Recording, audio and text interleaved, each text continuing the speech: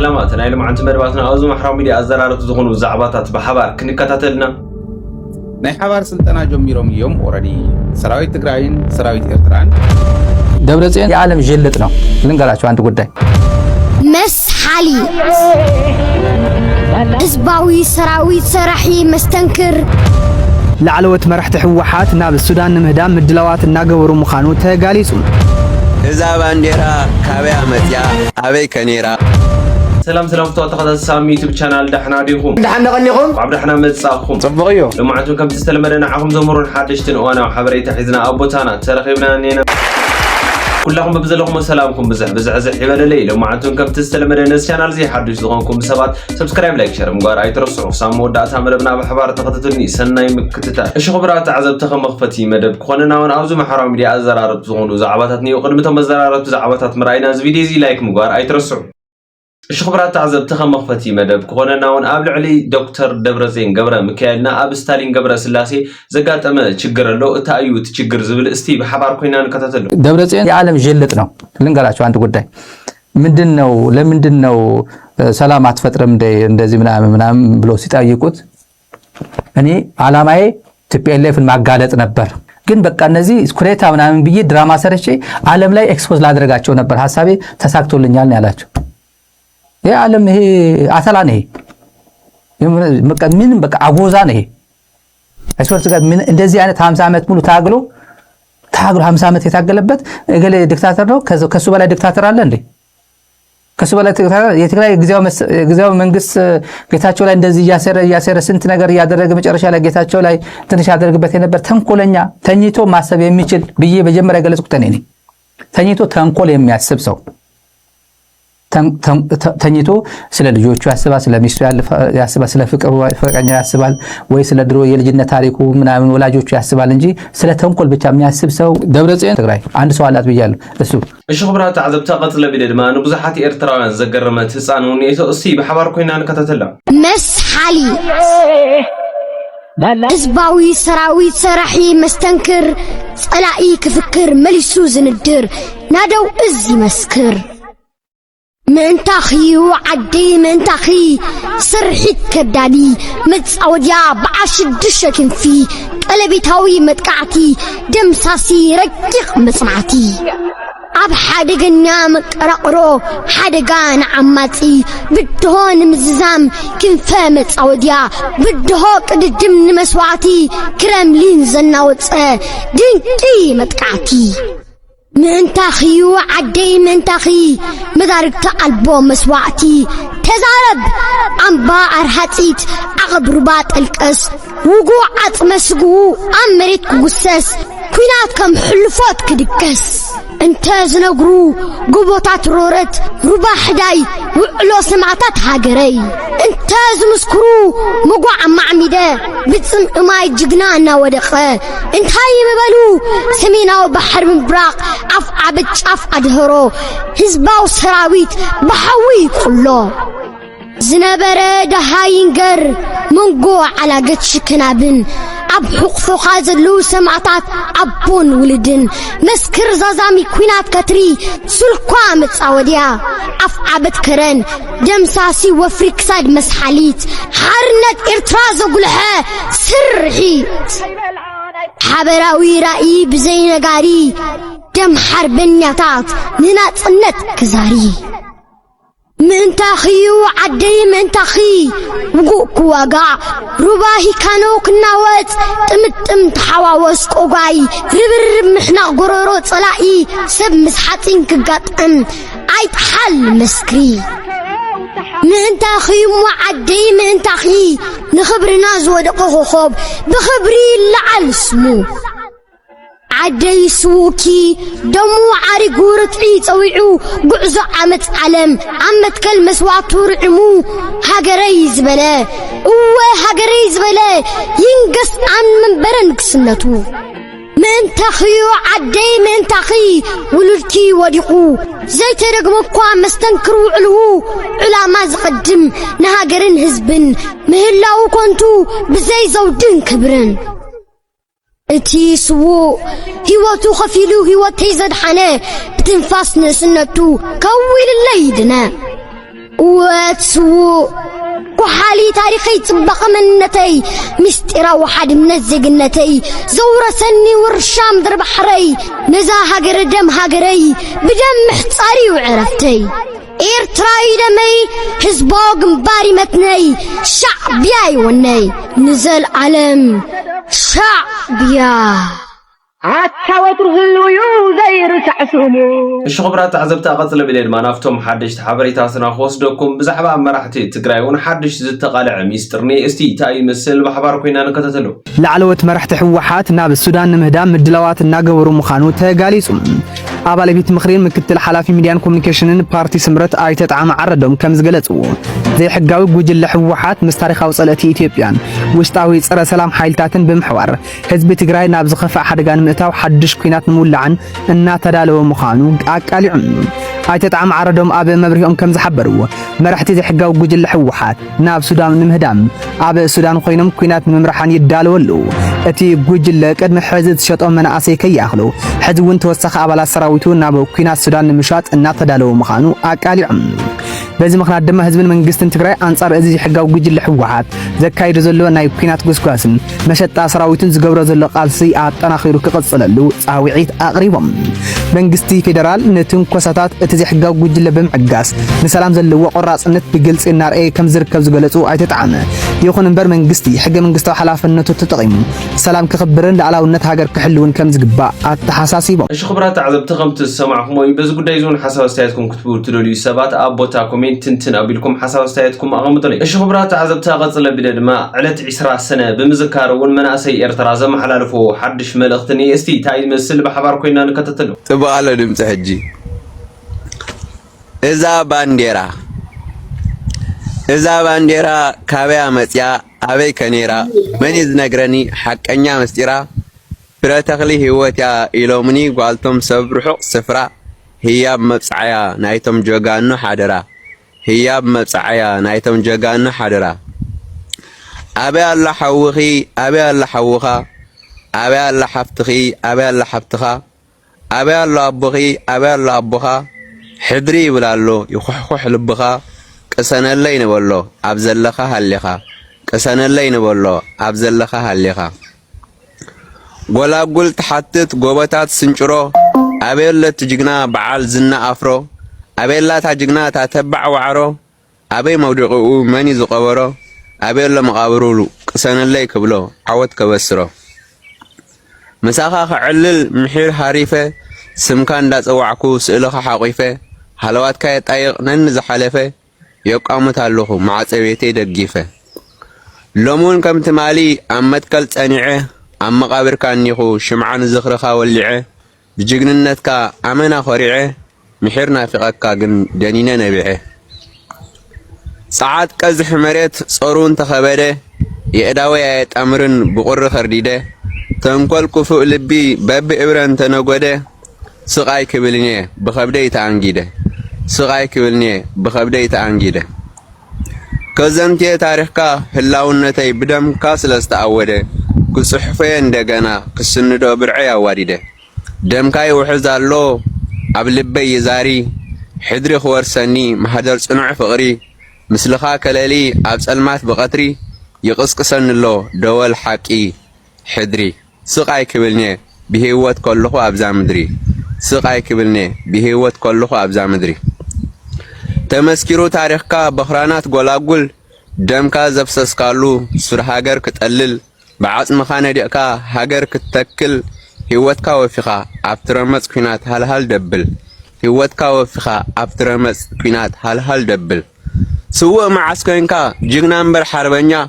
هركوت توفاي ناي حزبو زبعنيا صنع بعال متكل نعلامة حقنيا علاش زبل كيوم بب إبرن عمتا أبتقم زي تقم ماليسو زبرتع ببعد زي رعد ماليسو زسنع أب قبر زأمن مبقيت زراتع محيرنا في قيو تاريخك سمع محيرنا في قيو تاريخك سمع قوصون تخولي أرحقون تخده مريرنا في قطي بجنونة أبيده حضروك ورسي كوينو كندبو كندده ولا انتهالله أب أوروبا تسريده ولا انتهالله أو أوروبا تسريده ክንዲ ሃገር ክንዲ ህዝቢ ክንዲ ንኡስ ክንዲ ዓቢ ከምታ ጥዋፍ ከምዛ ሽምዓ ንመስዋዕቲ ክንዲ መርዓ ንኤርትራ ዝኣተኻ መብፅዓ ዝኽሪ ሓበን እንህወት ኣስሚዓ ዛልብና ብብርሃና ወሊዓ ምሳሌ ሰማዕታትና እዛ ሽምዓ ብየማን ትበርህ ብፀጋም ነቢዓ ንኹሉ ትምግብ እሳት እንዳበልዓ ርእሳ ተቆርመመት ብርሃን ግን ወሊዓ ርእሳ ተቆርመመት ብርሃን ግን ወሊዓ ዘለዓለማዊ ዝኽርን ክብርን ንሰማዕታትና ወትሩ ዓወትና ሓፋሽ عودنا عفوش قل عينت قلع أتلونا باتا guys please complete سباي እሺ ክቡራት ተዓዘብቲ ኣብ ናይ መጨረሻ መደብና በፂሕና ኣለና እቲ ናይ መጨረሻ መደብና ፍልይ ዘብሎ እውን ኣብዚ ሕዚ ሰዓት ሰራዊት ኤርትራን ሰራዊት ትግራይን ብሓደ እዮም ዝዕለሙ ዘለው ትግራይ እውን ፀረ ድሮንና ድሮን እውን ኣለዋ ይብለና ኣሎ ሃይለ ደደቢት እስቲ ብሓባር ኮይና እቲ ዝርዝር ሓሳባቱ ንከታተሉ ናይ ሓባር ስልጠና ጀሚሮም እዮም ኦሬዲ ሰራዊት ትግራይን ሰራዊት ኤርትራን በሓንሳብ ኣብ ኤርትራ ኾነ ኣብ ትግራይ ሕዝት ማሰልጠኛ ኤርትራ ከይዶም ይስልጥኑ ነይሮም ዝብሉና ዝነበሩ ሕዚ ኣብ ትግራይ እውን ማሰልጠኛ ኣሎ ኤርትራ እውን ማሰልጠኛ ኣሎ ይብሉ ኣለዉ ኣየናይ ስልጠና እዩ ኣብ ኤርትራ ኣየናይ ስልጠና እዩ ትግራይ እዮም ዘይፈለይዎ እምበር ኣብ ትግራይ ኮነ ኣብ ኤርትራ ማሰልጠኛ ማእኸላት ተፈልየን ሰራዊት ኤርትራን ሰራዊት ትግራይን ብሓባር ምስልጣን ጀሚሩ እዩ ብሓባር ምድላው ጀሚሩ እዩ ይብሉ ብክልተ መንገዲ ክንሪኦ ኢና ተን ሓበሬታ ምኽበኩም ድሕሪ እቲ ጉዳይ ብክልተ መንገዲ ክንሪኦ ኢና ናይ ሓባር ስልጠና ጀሚሮም ዝብልዎ ዘለው ስልጠና ጥራሕ እንተይኮነ ናይ ሓባር ናይ ጦር መሳርሒ ምእታው እውን ጀሚሮም እዮም ይብሉ እዚዩ ኣኼባ እዩ ኣብ ኣኼባ እዩ እቲ ኣኼባ ዝርዝር ኣቢለ ኣቕሪበዮ ኣለኹ ንወይኑ ንሱ ንወይኑ ፀኒሕኩም ክትርእይዎ ኢኹም ነገር ግን ቅንጭብ ኣቢልና ካብኡ እውን ክንርኢ ኢና ጭቕጭቕን ዘይምርድዳእን ዝተመልኦ ኣኼባ ላዕለዎት መኮንናት ናይ ጦር መኮንናት ናይ ኢትዮጵያ ኣብ ኣዲስ ኣበባ ኣብ ጦር ሃይሎች ኣዲስ ኣበባ ዝተገበረ እዩ ድሕሪኡ ንዕኡ ተኸቲሉ ኣይ ቲንክ ትማሊ ይመስለኒ ብዕለት 11 ናይ ዘመቻ መምርያ ኣኼባ ነይሩ እዩ ድሕሪኦም ቀፂሉ ኣብ መዓልቲ ኣብቲ ድሕሪ ሰዓት ንሱ መዓልቲ ንሱ ኮይኑ ናይ ኢንተለጀንስ መሓውር ከዓ ኣኼባ ነይርዎም ኣብዚ ዝተለዓለ እዩ ሕዚ ክንዝርዝሮ ከለና ኣፅዋር እውን ብሓባር ምእታው ጀሚሮም እዮም ይብሉ ኦኬ ፀረ ድሮን እውን ንምንታይ ሓቢኦም ሞ ዝብል እምበር የብሎምን ዝብል ሕቶ የብልናን ይብሉ እዚ ንትግራይ እዩ ንኤርትራ ቀደማ እውን ፀረ ድሮን ነይርዋ እዩ ድሮን ነይርዋ እዩ ስለዚ ትግራይ ፀረ ድሮን ኣለዋ እዩ ድሮን እውን ኣለዋ እዩ ንምንታይ ሓቢኣቶ ዝብል ግን ከተሓተት ዝኽእል እዩ ይብሉ ኣፅዋር ግን ከዓ ሓቢረን ትግራይን ኤርትራን ብሓንሳቢ ኢትዋ ከም ዘለዋ ይዛረቡ ኣብዚዩ ኦኬ ክዕረቑ ኣይደልዩን ነይሮም ኣብ መንጎም ተፈጢሩ ዝነበረ ኣፈላልይዎ እምበር ናይ ሻዕብያን ናይ ሕወሓትን ዕላማ ቀደም እውን ኢትዮጵያ ንምፍራስ እዩ ካብ ቀደሞም ዕላምኦም ትግራይ ትግርኛ ዝበሃል ንምስራት እዩ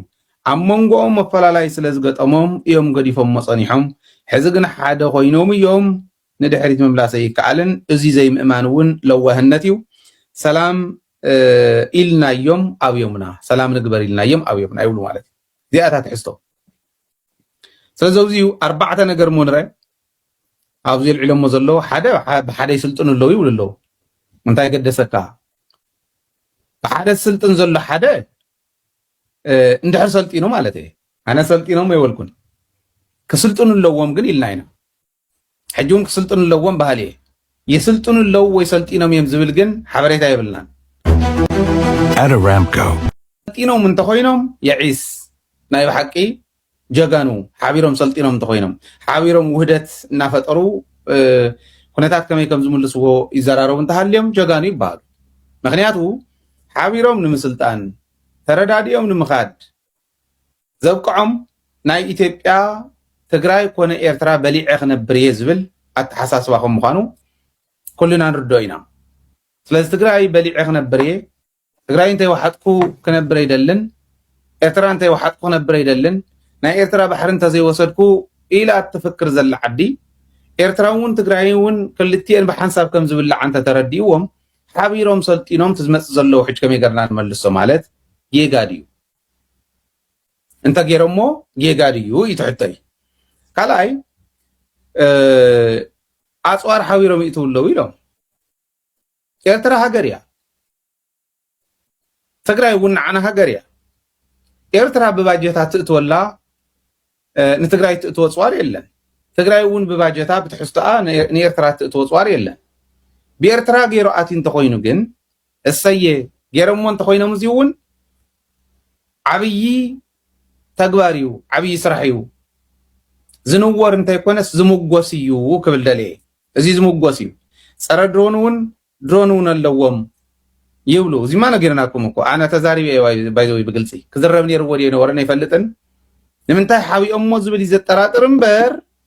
ክንሓስበሉ ዘለና እምበር ፀረ ድሮን ኣለዎም ይብሉ እዚ ኣነ እውን ነጊረኩም እየ ትግራይ ድሮን ኣለዋ ፀረ ድሮን ኣለዋ መዓዝ ትጥቀመሉ ንዕኦም ይምልከት ነቶም ናይ ሚሊተሪ ሳይንስን ጥበብን ሰብ ሞያ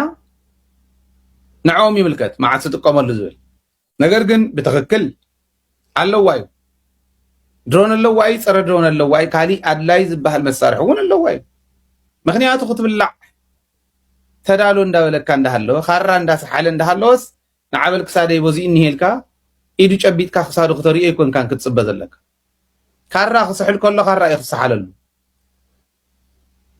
ኦኬ ተኹስ ክጅምር እየ እንተኢሉ ነቲ ተኹስ ንሱ ክምልስ ዝኽእል ሓይሊ ይክዳለወሉ ደቂስካ ትፅበዮ ጊዶፉ ኢልና ለሚና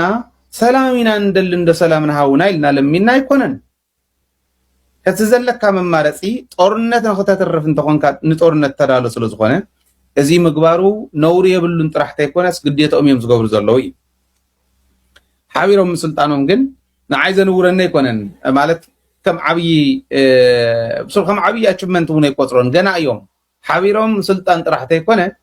ቦታ እውን ተኸፋፊሎም ንእከለው ዚ ትሕሹ ኢሎም ቦታ ተኸፋፊሎም ሒዞም ዝመፅእ ዘሎ ፀላኢ ክምልሱ ናይ ኩናት ደመና ደይንሄን ነዚ ክምልሱ ሓቢሮም ክኸዱ ናይ ግድን ክኸውን እዩ ማለት እዩ ሕወሓት ብግልፂ ዝብልዎ ዘለው ማለት ሕወሓት ሙሉእ ብሙሉእ ተዳልያ እያ መናእሰይ እውን ሰልጢና እያ 9% መንእሰይ ትግራይ ሰልጢኑ ይብሉ ሰየ እዚ እውን እንተኮይኑ ዓብይ ነገር እዩ ካብዚ ተገይሮም ናይ ብሓቂ ክድነቑ እዩ ዝግብኦም ኢለ እየ ዝወስድ ኣነ ክድነቑ እዩ ዝግብኦም ስለዚ እዚ ዓይነት ስግኣትን ፍርሕን እኒሄዎ ሕዚ ብዋናነት ንምፃእ ናብቱ ኣብ መሬት ዝኒሄ ከዓ ኣብ መሬት ንሰሎ ድዩ ትዝብልዎ ዘለው ሓቢሮም ይስልጥኑ ኣለው ድዮም ሃገር ስለ ዘይኮና ናይ ኢትዮጵያ ሕገ መንግስቲ ጥሒሶም ከይንበሃል ዲፕሎማሲ ናይ ትግራይ ከይወድቕ ኦኬ ኢትዮጵያ እውን ከይብሉና ኢልና ከይብሉን ዝብል ናይ ትግራይ ሕማም ስለ ዘሎ እስካዕ ሕዚ ሰራዊት ትግራይን ሰራዊት ኤርትራን ይራኸቡ እዮም ሓቢሮም ክስልጥኑ ግን ይረአና ናተይ ሕቶ ሕዚ ኢትዮጵያ ከምኡ እስካዕ እትብል ተሸፊኑ ዲስቕ ክብል ዘሎ ሓቢርካ ምስልጣን በዓሉ እኮ ክምልስ ክእል ኢለ ዝኣምን ኣነ እቲ ተኽሱ ከይመፅእ እቲ ኩናት ከይኽፈት ሓቢርካ እናሰልጠንካ ተሳኢልካ ምርኣይ እቲ ሚድያ እንድዩ ብዙሕ ነገር ዝሰርሕ ዘሎ ሎሚ ሓቢርካ እንዳሰልጠንካ ምርኣይ ዓብይ ነገር ክመልስ ክእል እዩ ዝብል እምነት ኣለኒ ከይብሉና ከይፅሕፉ ያ በዓል ንእከለ ተባሂሉ ኣብ ሶሻል ሚድያ ከይፅሓፍ ሰጊእኻ ስቕ እንተኢልካ ግን እቲ ክንረኽቦ ዝግባአናሉ ዝደይኮና ንገብር ዘለና ክሕሰበሉ ዶ የብሉን ዝብል ሕቶ ኣለኒ መንግስቲ ኤርትራ እውን መንግስቲ ትግራይ እውን ክሓስበሉ ዘለዎ እዚ ፕሮፓጋንዳ ወል ኢንተርናሽናል ኮሚኒቲ ትማዕቐብ እውን ክንመፆ ኒና ማዕቐብ እውን ገይሩ ስለ ዘሎስ እቲ ማዕቐብ ከይጠናኸር ካሊእ ማዕቐብ እውን ከይውስኹ እንዳበልና እንዳሰግኣና ንስቕ ንበል ወይስታ ኩናት ስለ ዝኾነ ትዕኑ ዓለም መፅያ እውን ኣይተድሕነካን መፅያ እውን ኣይትበልዓካን ኣይተድሕነካን በቃ ኢሪሌቫንት እዩ ናይ ዓለም ኣብዚ እዩ ኣብቲ ሕዚ ዘለናሉ ብፍላይ 3 ዓመት ሙሉእ ኸርተት ኢልና ውዕል ፕሪቶርያ እንደይተግበር እናበልና እንዳለመና ህዝቢ ትግራይ ደገን ውሽጥን ዘሎ ህዝቢ እንዳለመነ 3 ዓመት ሙሉእ ፀኒሑ ሕዚ መንግስቱ ምስ መለሰ ድሕሪ 3 ዓመት ስሩዕ መስርሕ ምስ ተጀመረ እንታይ ይብሉ ኣለው ኦባሳንጆ እውን መፅዩ እቲኦም እውን ማዕቐብ ገበርና መሬትና ክነምልስ ምስ በልና እዩ እንታይ እቲ ብድሕሪት ዘሎ ዝብል ራእዩ እንታይ እቲ ብድሕሪት ዘሎ ዩናይትድ ዓረብ ኤሚሬትስ እንታይ ሰሪሓ ክትኮን ትኽእል ምስ ኣሜሪካ ዘለዋ ረኽቢ ትፈልጥዎ እዮም ናታ ድሌት ሕሙራን ኣልፋሽካን ብሓንሳብ ምልማዕ እዩ ካልኦት ሪሶርስ ምግሓጥ እዩ ስለዚ ከይጎድላ እንድሕር ኮይኑ ኣሜሪካ ሒዛ ዩናይትድ ዓረብ ኤሚሬትስ እንታይ ክትገብር ትኽእል ኣሜሪካ እንታይ ዓይነት ኢንተረስቲ ዘለዋ ኢትዮጵያ እሞ ኢትዮጵያ በትሕዙ ትኸዶ ዘላ ንትግራይ ጨፍሊቓ ናይ ኢትዮጵያ ድሌት እናተተግበረ ንክኸይድ ኣሜሪካ እንታይ ክትገብር ትኽእል እንታይ ዓይነት ድሌት እዩ ዘለዋ እሞ ኢትዮጵያ ትገብሮ ዘላ እንተዘይተተግበረ ኢላስ መፅያ ክትበልዓና እንታይ የምፅዎም ሕዚ ዝብል ረኣዩ ባዕሎም ገሊፆሞ እዮም ፀኒሕና ዝርዝር ክነቕርቦ ኢና ኣብቲ ናይ ድሓር ኦባሳንጆ ክመፅእ ከሎስ ናይ ኣብዪ ኣሕመድ ተልእኮ ሒዙ ይመፅእ ኢሎም ባዕሎም ዝገለፅዎ እዩ ብርሃኑ ጁላ ዝገለፀ እዩ أمباركس كبرات تعزبتنا إلى معد مدباتنا زي مسلون يرم كم سماركم حدشتن وأنا وحابريتها خم ترقكم تسفي كبر حساسيتكم ون أبوتاكم إنتاكم تلي كم زي معدة منبرة حدشتن وأنا وزعباتها تكرن أفريكان مركبون channel زي سبسكرايب لايك شير مقار أي ترسعوا كسام حجينا زي فيديو زي لايك زي قولكم سواتون لايك مقار أي ترسعوا خبرات تعزبتي كسام جرشان مدبنا بحبار سلست قطتكني كابل بي إذا مسكن كسال بهم زي معدة مدبات سكاب نراخب أنا أبزخ ليكم تشاو